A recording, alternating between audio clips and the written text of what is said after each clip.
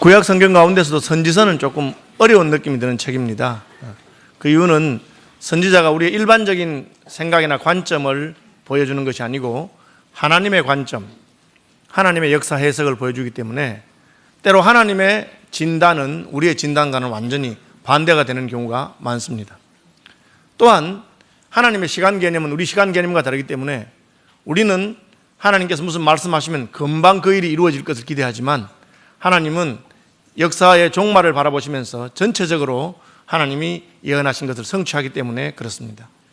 첫 번째, 하나님의 관점과 우리의 관점이 다르다고 하는 것은 우리는 우리가 보고 싶은 대로 무엇을 보는 경향이 있습니다. 이스라엘 백성들도 마찬가지였습니다. 이스라엘 백성들은 자신들이 하나님의 택함을 받은 선민이라고 하는데 아주 긍지를 가지고 있었습니다.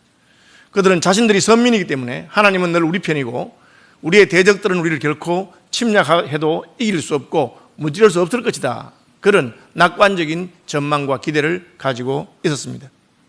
그러나 하나님은 그렇게 말씀하지 않습니다. 하나님은 내가 너희에게 언약을 주고 약속을 주었지만 너희가 그 약속을 믿음으로 붙들 때만 그 약속이 너희의 것이 된다. 그렇게 하신 것입니다. 다시 말하면 하나님의 약속, 하나님의 언약에는 조건이 붙어 있는 경우가 많이 있습니다. 하나님께서 우리를 구원하기 위해서 예수님을 보내셨습니다. 그럼에도 불구하고 천하 만민이 구원을 얻는 것은 아닙니다. 누구든지 저를 믿으면 멸망치 않고 영생을 얻는다고 말씀하셨습니다. 다시 말하면 하나님이 자기 아들을 우리의 구원자로 보내셨음에도 불구하고 그 아들 예수를 믿음으로 영접하는 자에게만 하나님의 자녀가 되는 권세를 주시고 우리의 구원이 이루어질 수 있다고 하는 것입니다. 이스라엘도 마찬가지입니다. 이스라엘은 아브라함의 언약을 받은 아브라함의 후손입니다. 하나님께서는 아브라함을 창대케 하시고 많은 민족 위에 뛰어난 민족이 될 것이고 그 세계 열방 가운데 큰 민족을 이룰 것이라고 약속하셨습니다. 그러니까 이스라엘 백성들은 우리는 아브라함의 후손이 아니냐, 아브라함의 자손이니까 저절로 우리나라는 잘 될 것이다, 그런 착각을 하고 있었습니다. 하나님께서는 다윗에게 약속을 하셨습니다. 하나님은 다윗이 하나님을 향한 충성과 회개와 헌신이 너무 마음에 드셨기 때문에 너의 가문에서 왕의 대가 끊어지지 않겠다, 그렇게 약속하셨습니다. 그러니까 다윗 왕의 후손들은 생각하기를 우리 아버지 할아버지 다윗에게 하신 약속이 있으니까 우리 왕조가 멸망할 리는 없을 것이다, 그렇게 착각하고 있었습니다. 실제로 르호보암 때 르호보암은 그 아버지 솔로몬의 지혜로운 말씀을 따르지 아니하고 그 할아버지 다윗의 믿음을 따르지 아니하고 자기 멋대로 백성들을 핍박하고 무력으로서 힘으로써 백성들을 다스리기를 원했습니다. 그래서 나라가 쪼개진 일이 있습니다. 그것도 하나님이 다윗과 한 약속을 기억하시고 긍휼을 베푸신 것입니다. 만약 그냥 두었더라면 반역이 일어나서 르호보암은 왕에서 완전히 쫓겨났을 것입니다. 그러나 그는 그것을 깨닫지 못하고 내가 솔로몬의 왕위를 이어받은 솔로몬의 아들이고 다윗의 손자고 정통성을 가지고 있기 때문에 그냥 우리나라는 내 마음대로 통치해도 된다고 착각한 것입니다. 하나님께서는 우리에게 왕의 위를 주셨다고 해서 우리가 함부로 왕노로 되어도 된다는 뜻은 아닙니다. 하나님이 세우신 왕은 왕으로서의 사명을 감당하고 하나님이 기대하는 왕으로서 하늘에 계신 더 큰 왕이신 하나님께 순종하면서 나라를 다스려야 할 것입니다. 그렇게 하지 않으면 비록 하나님의 언약이 우리에게 주어졌다 하더라도 그 언약은 우리의 것이 되지 못할 것입니다. 신약 성경에 가면 바울은 이것을 잘 설명하고 있습니다. 하나님께서 참감람나무가 열매를 맺지 못하자 참감람나무 가지를 잘라버렸다. 그럼 하나님의 언약은 어떻게 되느냐? 하나님은 자른 가지 대신에 돌감람나무를 거기 접붙여서 참감람나무가 되게 하고 거기에 열매를 맺도록 하신다, 그렇게 말하고 있습니다. 하나님의 언약이 없어진 것은 아니지만 우리가 그 언약을 받기를 거절하면 하나님은 다른 사람을 통해서 그 일을 하시는 것입니다. 너희가 복음에 합당치 않은 자로 자처하기로 나는 너희를 떠나겠다, 전도자가 그렇게 말하는 것을 볼 수가 있습니다. 그러므로 미가서에는 이스라엘 백성들이 기대하는 것과 정반대의 어떤 선자의 관점이 나옵니다. 첫 번째가 무엇입니까? 딸 군대여 너는 때를 모을지어다. 그들이 우리를 애워쌌으니 막대기로 이스라엘 재판자의 뺨을 치리로다. 다시 말하면 시온 예루살렘 성의 위기와 수치의 날이 올 것이라 라고 말하고 있습니다. 우리는 하나님 백성이니까, 예루살렘 성은 하나님 택한 성읍이니까, 예루살렘에는 성전이 있으니까 우리는 위기도 수치도 없을 것이다. 많은 거짓 선자들이 그런 말로 이스라엘 백성들을 안심시켰습니다. 그러나 하나님은 그렇게 말씀하지 않습니다. 너희가 성전에서 제사를 드린다고 해서 내가 그 제사를 받는다고 착각하지 말아라. 이사야 선지자를 통해서 내가 너희의 재물에 질렸다. 왜? 너희 손에 피가 묻어 있기 때문에. 내가 내 계명을 어기면서 제사를 드리면 내가 너희 편이 된다고 착각하고 있구나. 그렇게 말씀하시는 것입니다. 하나님의 성 시온은 이제 위기를 만나게 될 것입니다. 군대를 불러 모아야 됩니다. 시온은 비록 하나님의 딸이요 하나님의 가족이지만 그러나 하나님 명령을 어기고 집을 나간 탕자처럼 하나님을 배신한 딸이었습니다. 그러므로 군대를 모아본들 그들이 우리를 애워쌌으니 아수르와 바벨론에 의해서 포위당하고 공격을 받게 될 것이라고 말하고 있습니다. 그 전쟁의 결과는 무엇입니까? 막대기로 이스라엘 재판자의 뺨을 치려다. 이 재판자라고 하는 것은 왕을 부르는 호칭 중에 하나입니다. 여러 호칭이 있는데 왜 하필 재판자라고 했느냐?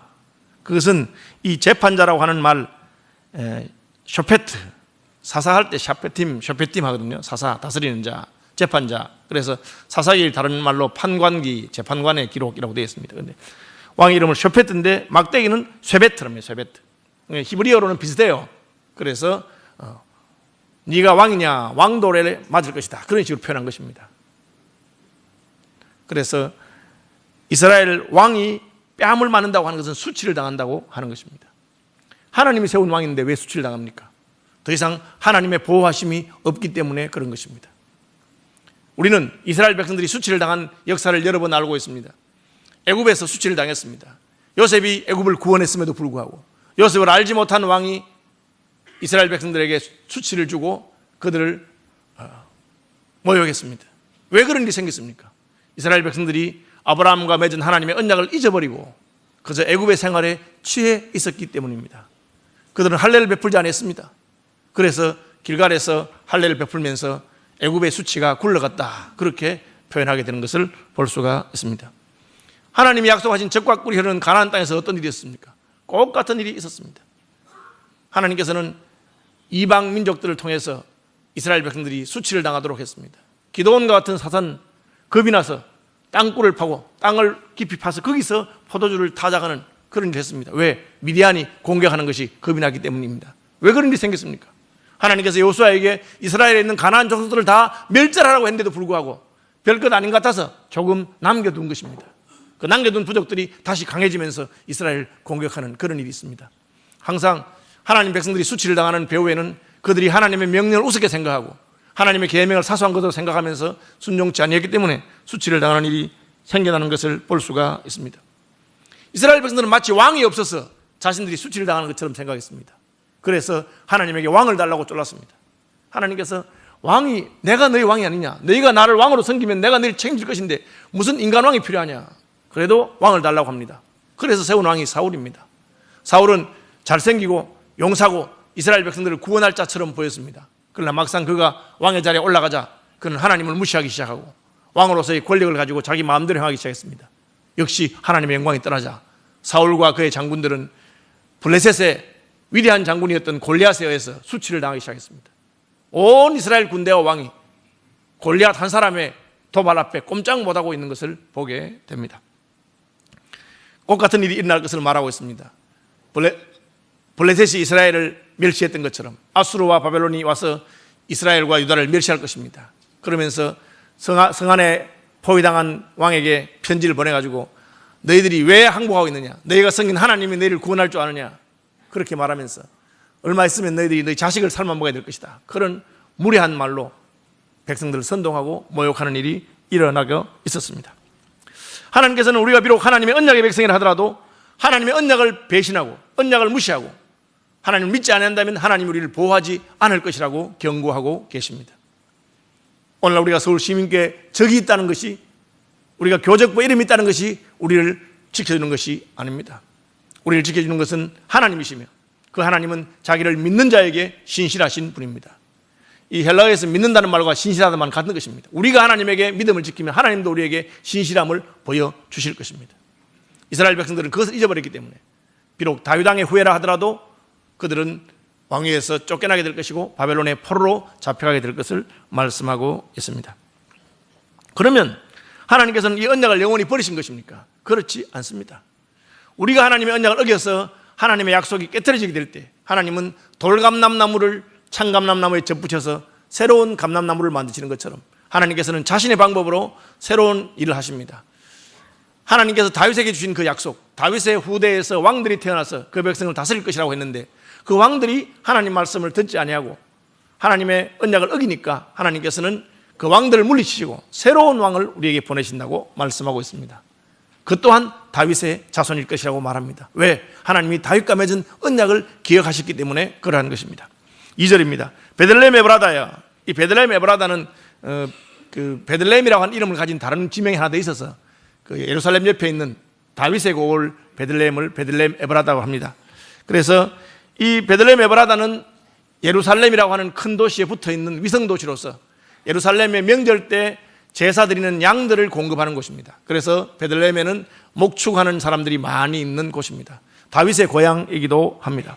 너는 유다 족속 중에 작을지라도 이 고을은 예루살렘에 비하면 조그마한 고을이고 별로 이름이 없는 고을입니다. 예수님께서 나사렛에서 자라셨기 때문에 나사렛 사람이란 말을 들었을 때에 이스라엘 백성들이 무시한 것 같습니다. 나사렛에서 무슨 선한 것이 나겠느냐 한 것처럼 베들레헴 에브라다는 그저 작은 고을이고 큰 도시인 예루살렘에 비하면 보잘것없는 곳인데 하나님께서는 그곳에서 이스라엘을 다스릴 자를 내실 것이라고 말했습니다. 마치 하나님이 다윗을 이새의 집안의 막내 아들인 다윗을 이 베들레헴 에브라다에서 부르셔서 골리앗을 물리치게 하시고 하나님이 기뻐하시는 다윗 왕가를 세우신 것과 꼭 같습니다. 그때도 그랬던 것처럼 내가 다시 베들레헴 에브라다에서 다윗의 후손 가운데서 한 사람을 세울 것이다.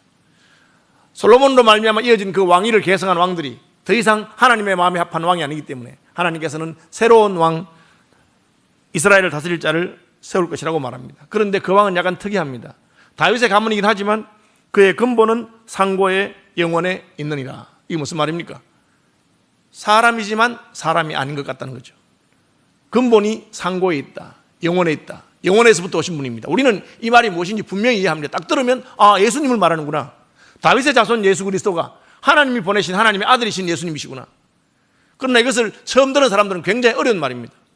아니 베들레헴 에브라다에서 다윗의 가문에서 누가 난다고 했는데 왜 그의 근본이 상고에 오래오래 전에 영혼에서부터 말미암은 것인가 이해하기 힘들었을 것입니다. 선지자들은 자신들이 예언하는 것을 심지어 자기가 다 이해하지 못하고 전달하기도 한다고 베드로서는 말하고 있습니다. 그래서 그들은 자기 속에 있는 성령으로 말미암아 이 말씀이 무슨 뜻일까 하고 묵상하면서 연구했다고 베드로 사도는 말하고 있습니다. 어쨌든 하나님께서는 이스라엘 백성들이 언약을 어겼기 때문에 심판받을 것이고 예루살렘이 수치를 당할 것이고 왕이 뺨을 맞을 것이다. 막대기로 뺨을 맞을 것이다. 그래서 하나님께서는 그 왕이 아니라 하나님이 세우신 다른 왕들을 통해서 이스라엘을 구원하시고 이스라엘을 회복하실 것을 말하고 있습니다. 이 모순되는 두 가지 예언이 있습니다. 하나님이 심판하실 것이다. 하나님이 구원하실 것이다. 이 두 가지 어떻게 성취됩니까? 하나님의 때가 되면 이루어진다. 우선은 너희가 수치를 당할 것이고 그리고 하나님의 때가 되면 하나님께서 그 수치를 회복시킬 메시아 왕을 보낼 것이다. 그것이 3절입니다. 그러므로 여인이 해산하기까지 그들을 붙여두시겠고 이 그들은 아수르와 바벨론과 이스라엘의 대적을 말합니다. 여인이 해산할 때까지는 시간이 걸린다는 것이죠. 임신했다고 해서 그 다음날 아기를 낳는 것은 아닙니다. 하나님께서 우리를 구원하시는 약속을 했는데 왜 구원하지 않느냐? 여러분 기다림이 있어야 되는 것입니다. 하나님의 약속이 성취될 때까지 시간이 필요하고 때가 되면 하나님께서 성취하실 것입니다. 더욱이 여인의 해산이라고 하는 것은 우리가 무슨 말인지 우리는 잘 알고 있습니다. 예수님의 탄생을 말하는 것이구나. 창세기 3장에 여자의 후손이 뱀의 머리를 치겠다고 하신 그 약속으로부터 시작해서 해산함으로 구원을 얻을 것이라고 하신 그 말씀이 이렇게 성취가 되는 것이구나. 예수님은 하나님의 아들이기 때문에 출생을 통해서 나실 필요가 없는 분입니다. 그러나 하나님께서는 이 예언을 성취하기 위해서 동정녀 마리아의 몸에 탄생하도록 하신 것입니다. 그는 어떻게 하십니까? 그 후에 해산한 다음에 그 형제 가운데 남은 자가 이스라엘 손에 돌아올 것이다. 다시 이스라엘의 회복이 있다고 말하고 있습니다. 하나님의 심판을 받아서 바벨론과 아수르와 여러 나라에 잡혀가고 쫓겨가게 되지만 하나님께서는 약속하신 대로 메시아를 보내실 것인데 그 메시아로 말미암는 구원이 성취될 것을 말하고 있습니다. 이 예언은 그 당시 사람들은 이해하기 힘든 것이었습니다. 느헤미야인가 혹은 다른 왕인가 누구를 통해서 우리를 구원하시고 회복시키는가. 그러나 그 예언은 단순한 아수르가 아니라 하나님께서 모든 하나님 백성들을 대적하는 세력으로부터 우리를 구원하실 날이 있을 것이라고 말하고 있습니다. 시온은 위기와 수치를 당할 것이지만 하나님께서는 베들레헴 에브라다에 나실 왕을 통해서 그를 구원하실 것입니다. 그는 하나님의 때가 되면 하나님의 능력으로 통치하십니다. 4절 5절 보십시다. 4절에 이렇게 되어 있습니다. 그가 여호와의 능력과 그 하나님의 여호와 이름의 위엄을 의지하고 서서 그렇게 말하고 있습니다. 예수님은 자신의 힘으로 구원하거나 통치하는 분이 아니십니다. 물론 예수님은 제2위 하나님으로서, 하나님의 아들로서 그분의 능력이 있습니다. 그러나 예수님은 지상사역 가운데 자기 힘이 아니라 성령을 의지함으로 말미암아 사역하시는 목자의 본을 보여주었습니다. 예수님은 시험 받으실 때도 성령의 도우심으로 시험을 이기셨고, 예수님은 귀신을 쫓아내실 때도 내가 하나님의 성령을 힘입어 귀신을 쫓아내는 것이면 하나님의 나라가 너희 가운데 임했다고 그렇게 말씀하고 있습니다. 다시 말하면 내 이름이 아니라 하나님의 이름으로, 하나님의 권세로 하신 것입니다. 그것이 주님의 통치 방식입니다. 주님을 따르는 신약교회와 주님을 따르는 모든 교회 지도자들은 이 원리를 따라야 됩니다. 내 재주나 내 능력이 아니라 하나님의 능력과 하나님의 위엄으로 말미암아 사역하는 것입니다. 새해가 되면 많은 기관에 직분자들을 세우는데 그걸 늘 기억하셔야 됩니다. 내가 원래 잘하기 때문에 이것 하는 것이 아닙니다. 하나님께서는 하나님의 은사와 능력을 우리에게 주시는 것을 기억해야 됩니다. 교회사에 보면 어느 수도원의 원장님이 계셨는데 이분이 말씀을 전가하면 많은 회개 역사가 있고 많은 사람들이 죽기로 돌아왔습니다. 그는 자기가 특별한 은사가 있는 줄로 생각했습니다. 그런데 어느 날 갑자기 그 능력이 자기에게 사라졌습니다. 왜 그랬을까요? 그 수도원에는 여러 가지 잡무를 담당하고 허드렛 일을 하는 수도사가 한 명 있었습니다. 아무도 그를 주목하지 않았습니다. 그러나 그 수도사는 기도하는 사람이었고 자기 원장님을 위해서 늘 기도했습니다. 원장님이 말씀을 전가할 때 하나님의 능력이 나타나기 위해서 기도했습니다. 그런데 그가 죽은 것입니다. 그 수도사가 죽은 다음부터는 그에게 더 이상 능력이 나타나지 않았습니다. 그제서야 원장이 깨달았다고 합니다. 나의 능력은 내게 있는 것이 아니라 저분의 기도를 들으시는 하나님께로부터 말미암은 것이었습니다. 성경에 나오는 인물 가운데 가장 힘센 사람이 누굽니까? 삼손입니다. 그는 대단한 능력의 소유자였습니다. 그러나 그의 힘은 자신에게 있는 것이 아니었습니다. 그가 나시린으로 사는 삶, 그의 머리카락에 있었습니다. 그는 나시린으로 머리를 기르고 살았는데 그의 머리가 잘리자 그의 능력이 그에게서 떠나간 것입니다. 그것이 하나님이 통치하는 방식입니다. 사울은 인물도 잘생기고 하나님이 그래도 그중 괜찮아서 이스라엘의 왕으로 세웠습니다. 그러나 그가 하나님의 능력을 의지하고 겸손한 것을 버렸을 때 하나님은 그를 버렸습니다. 그리고 그는 블레셋의 장군 골리앗 앞에 창피를 당하고 수치를 당하고 마치 막대기로 뺨을 맞는 것 같은 그런 일을 당할 수밖에 없었습니다. 반면 다윗은 어린 목동이었지만 하나님의 기름 부으심이 그와 함께하고 사무엘이 그를 이스라엘의 왕으로 세웠을 때 아무도 그를 몰랐지만 하나님이 그를 기름 부어 세우신 이후에 그는 물맷돌 하나로 골리앗을 물리치는 능력을 발휘하게 됩니다. 이것이 예수 그리스도의 통치와 하나님의 통치입니다. 그분은 자신의 뜻대로 행하지 아니하고 아버지의 뜻대로 행하며 아버지의 능력을 따라 행합니다. 그리고 우리에게도 하늘과 땅의 모든 권세를 가지신 분이 자기의 권세와 능력을 우리에게 주실 터이니 우리가 사명을 감당할 것을 말씀하고 있습니다. 새해 직분 맡으신 분들은 그런 마음으로 내 힘이 아니라 하나님의 능력으로 하나님의 은혜로 내가 나타날 것이 아니라 그분의 위엄이 나타나기로 사역하는 분들이 되시기를 바랍니다. 그것이 바로 메시아 예수 그리스도를 통해서 우리에게 보여주신 하나님의 나라의 통치의 방식이기 때문에 그렇습니다. 그분은 어떤 분입니까? 이 사람은 평강이 될 것이라. 그분은 평강의 왕이라고 말하고 있습니다. 제가 전에도 말씀드린 것처럼 힘센 사람들이 어떻게 통치합니까? 겁을 주어서 통치합니다.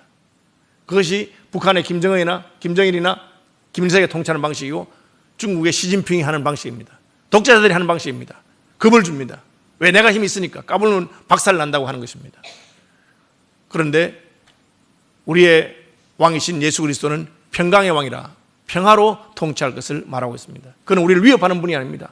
그는 자신의 평안을 우리에게 주는 분이고 그는 겸비하고 들레지 아니하고 나서지 아니하는 분이라고 그렇게 성경이 말하고 있습니다. 다시 말하면 존재가 평강인 분입니다.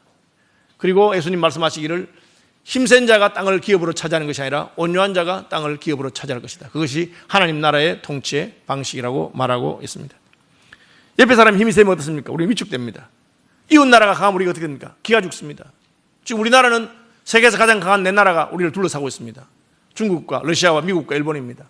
다 힘센 나라입니다. 심지어 우리 바로 위에 있는 북한도 핵무기를 가지고 있습니다. 우리 위축될 수밖에 없습니다. 그들은 힘이 있기 때문에. 다시 말하면 그들의 통치 방식이 예수 그리스도의 통치 방식과 다른 세상의 통치 방식이라는 것입니다.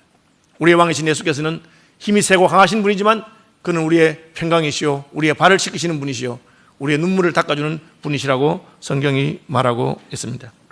그분의 통치 방식은 무엇입니까? 여호와의 이름의 위엄을 의지하고 서서 목축한다. 제가 베들레헴이 목동들의 목자들의 도시라고 말했습니다. 거기는 목축하는 사람이 많습니다. 하나님이 보내신 왕의 통치 방식은 마치 목자가 양을 돌보는 것처럼 목축한다라고 되어 있습니다. 예수님께서는 나는 선한 목자라. 선한 목자는 양을 위해서 자기 목숨을 바친다. 길 잃은 양을 찾아서 밤새도록 헤매다가 그 양을 어깨에 메고 돌아오시는 분이 목자의 상입니다. 그런데 우리의 메시아이신 예수님께서는 이 목자가 양을 치는 것처럼 목축하는 것처럼 한다고 하고 있습니다. 목자는 어떤 방식으로 목축합니까? 그들이 거주할 것이라. 다시 말하면 쉴 곳을 주신다고 말씀하고 있습니다. 여호와의 능력과 여호와의 이름을 위엄을 의지하고 서서 목축하니 그들이 거주할 것이라. 예수님께서는 너희는 마음에 근심하지 말라. 하나님을 믿으니 또 나를 믿어라. 내 아버지 집에 거할 곳이 많도다. 우리를 위해서 거주할 곳을 주시는 분이신 것을 말하고 있습니다. 다윗은 고백하기를 선한 목자는 푸른 초장 쉴만한 물가로 자기 양떼를 이끌어가는 목자라고 말하고 있습니다. 우리의 왕은 평강의 왕일 뿐 아니라 우리의 거할 곳을 주시는 분입니다. 예수 그리스도가 여러분의 거처가 되시기를 바랍니다. 모세는 이것을 깨닫고 주여 주는 대대의 우리의 거처가 되셨나이다. 우리의 거처는 하나님 안에 있는 것입니다. 왜? 그분이 우리의 선한 목자시며 우리의 평강의 왕이시기 때문에 그렇습니다. 그분은 우리의 평강이 될 것입니다. 오늘날 많은 세상의 종교나 세상의 어떤 신앙은 강한 자를 의뢰하고 힘센 자를 두려워하며 섬깁니다. 외국 선교사들이 한국 와서 제일 이상한 것 중에 하나가 뭐냐? 한국 사람들은 좋은 귀신을 섬기지 않고 나쁜 귀신을 섬깁니다. 왜? 두렵기 때문에. 착한 귀신은 그냥 섬기지 않아도 괜찮습니다. 그런데 나쁜 귀신은 잘못 섬기면 집안에 큰 화가 당할까 싶어서 귀신을 섬깁니다. 그래서 바다를 가는 어부들은 용왕에게 제사를 지냅니다. 왜? 용왕이 화가 나서 풍랑을 일으키고 싶어서 겁이 나기 때문에 그런 것입니다. 이사를 해도 손 없는 날을 찾아서 이사를 해야 안심이 됩니다. 제가 제주도에 가봤더니만 제주도에는 1년 중에 이사할 수 있는 한 주간이 있어요. 딱 한 주간이에요. 신구간이라고. 대한이 지나고 닷새가 지난 날부터 시작해서 무슨 그 사이에 일주일 동안입니다. 그러니까 온 도민들이 이사할 때는 그때 다 이사해요. 부동산도 그때만 일하고 이삿짐 이사도 그때만 일해요. 요즘은 아마 육지에서 많이 가서 좀 달라진지 모르겠지만 그래도 요즘도 그때 신구간이라고 해서 그때만 이사합니다. 왜? 귀신이 화가 날까 싶어서. 귀신이 겁이 나서. 그렇게 귀신을 섬깁니다. 우리 하나님은 어떤 분입니까? 하나님 우리를 사랑하십니다. 하나님 우리를 끝없이 사랑하십니다. 그래서 우리가 하나님 함부로 대합니까? 그렇게 하는 것이 아닙니다. 우리가 참으로 마음을 다해 섬기는 이유는 그분이 변함없이 우리를 사랑하기 때문에, 우리가 배신하고 우리가 범죄해도 우리를 용납하시고 팔을 벌리고 계시기 때문에 우리는 진심으로부터 굴복하고 참 나를 사랑하시는 하나님, 참 나의 왕이신 그분을 섬기는 백성들이 되시기를 축복합니다. 그분은 또 어떤 분이십니까? 그분은 대적을 물리치는 왕이라고 말하고 있습니다. 5절 이후에 보면 아수르 사람이 우리 땅에 들어와서 우리 궁을 밟을 때에는 우리가 7 목자와 8 군왕을 일으켜서 그를 치리니. 이 말은 좀 특이합니다. 아수르 군대가 왔을 때 아수르 군대를 물리치는 왕이 없습니다. 한 명 딱 있습니다. 하나님의 능력으로 히스기야 왕이 기도했을 때 하나님께서 그 아수르 군대의 귀에 이상한 소리가 들리게 해서 그들이 고향으로 돌아가도록 만들고, 그리고 그날 밤에 하나님의 천사가 가서 18만 5천 명을 죽인 일이 있습니다. 그때 외에는 물리친 적이 없습니다. 그런데 왜 이런 말씀하셨습니까? 그러므로 우리는 이 예언이 그 선지자 시대에 완성된 것이 아니라 하나님께서 먼 미래를 보시고 말씀하신 것을 알 수가 있습니다. 우리는 예수 그리스도로 말미암아 모든 마귀의 군대와 세력이 결박을 받고 물리쳐진 것을 믿을 수 있습니다. 예수님께서 사탄의 머리를 깨부셨기 때문에, 부활하심으로 말미암아 모든 사망의 권세를 깨뜨렸기 때문에 승리하신 것을 알 수가 있습니다. 선지자 예언이 어려운 이유는 그 예언이 언제 성취되는 것인가를 그 당시에는 잘 몰랐기 때문에 그렇습니다. 우리가 멀리 산들을 바라보면 첩첩산중이라고 하는 말이 있죠. 산 넘어 산 넘어 산 넘어 산이 있습니다. 저는 제주도에는 산이 하나밖에 없는 줄 알았어요. 한라산. 근데 막상 가보니까 수많은 작은 봉우리들이 있는 것을 알게 됐습니다. 그것을 오름이라고 하더라고요.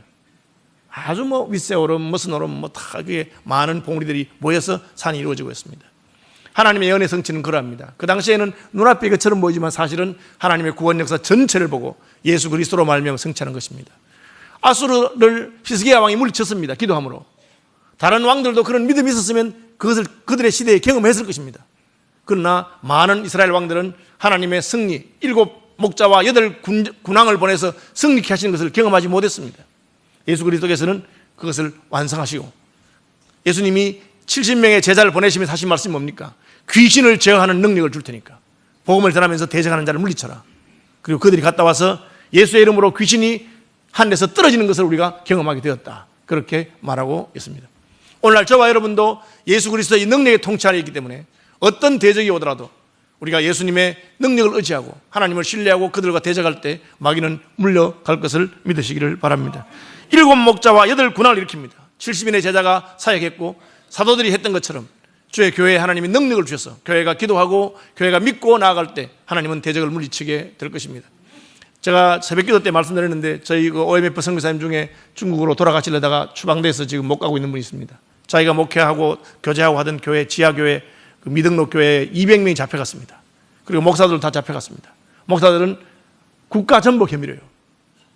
복음을 전하는 것이 국가전복 혐의예요. 예수가 우리의 왕이라고 하는 것이 국가전복 혐의예요. 그런데 그분들이 잡혀가서 기도 부탁했는데 어떻게 그 소식이 연결됐습니다. 그분들이 보낸 편지를 오늘 아침 보내왔습니다. 제가 중국말로 되기 때문에 역시 또 다 읽지 못했지만 핵심 내용은 두려워하지 마십시오, 선교사님. 우리는 여기서 순교할 각오가 되어 있습니다. 하나님께서 승리하실 것을 믿습니다 하는 것입니다. 여러분, 마귀의 세력이 이기지 못합니다. 왜요? 이미 우리의 왕이신 예수께서 승리하셨기 때문에 그렇습니다. 그분은 평강의 왕이지만 모든 아수르와 바벨론과 니므롯의 세력을 물리치는 분이라고 말하고 있습니다.